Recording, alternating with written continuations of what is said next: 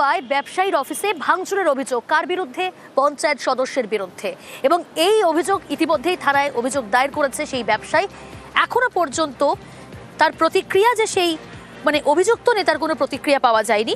ঘটনাটি ঘটেছে সোনারপুরের খিয়াদহ 2 নম্বর গ্রাম পঞ্চায়েতে। অর্পণ মণ্ডল রয়েছে প্রতিনিধি। অর্পণ, ব্যবসায়ের অফিস ভাঙচুর, পঞ্চায়েত সদস্যের বিরুদ্ধে অভিযোগ, পঞ্চায়েত সদস্যের কোনো প্রতিক্রিয়া এখনো পর্যন্ত কি পাওয়া গেল?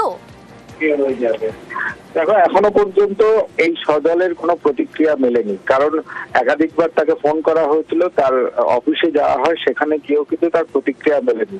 ব্যবসায়ী আশিস হালদারের যেটা অভিযোগ, দীর্ঘদিন ধরেই এই খিয়াদহ 2 এলাকায় একটা ইমারতের ব্যবসায়ী। নির্দিষ্টভাবে জানতে চাইবো একদমই। দেখো, যে এই অভিযোগ যেটা আশিস হালদার করেছেন, যে দীর্ঘদিন ধরে তিনি খিয়াদহ 2 পঞ্চায়েত এলাকায় একটি ইমারতের ব্যবসা করেন, সেখানে ক্রমাগত তার কাছে তোলা চাওয়া হয় এবং তোলা দিতে অস্বীকার করায় তিনি থানার দ্বারস্থ হন এবং সেখান থেকে যারা এই তোলা তুলতে গিয়েছিল, সজল মণ্ডলের যারা দলবল যে পাঠিয়েছিল, তাদের মধ্যে কয়েকজন গ্রেপ্তার হয়। তারা ছাড়া পেয়ে বিভিন্ন সময় তারও এই ব্যবসায়ী প্রতিষ্ঠানের উপর হামলা চালায় এবং সেখানে ভাঙচুর চালান।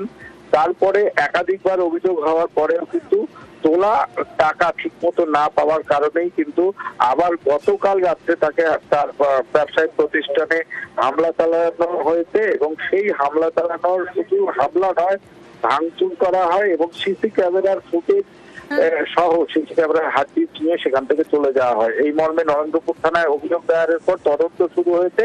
তবে এই বিষয়ে সজল মণ্ডল, যিনি পঞ্চায়েতের সদস্য, তার কোনো প্রতিক্রিয়া মেলেনি। বেশ, পুলিশ কি ব্যবস্থা নেয় অবশ্যই নজর থাকবে।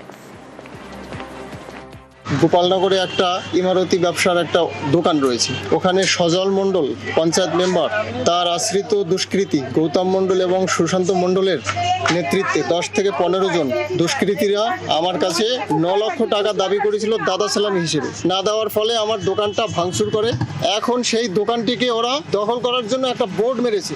এই দোকানটা একেবারে ব্যাপকভাবে ভাঙচুর করে, শাটার ভেঙে ভেতরে সমস্ত কিছু সিসিটিভি ফুটেজের হার্ড ডিস্ক এবং সিসিটিভি ফুটেজের যে মনিটর এবং একটা টিভি, তাছাড়া ওখানে আর যে সমস্ত গুরুত্বপূর্ণ নথিপত্র, ক্যাশ থাকা কিছু টাকা এবং ওখানে সমস্ত রকমের খাতাপত্র থেকে শুরু করে এভরিথিং সব লুটপাট চালায় এবং ব্যাপক ভাঙচুর করে।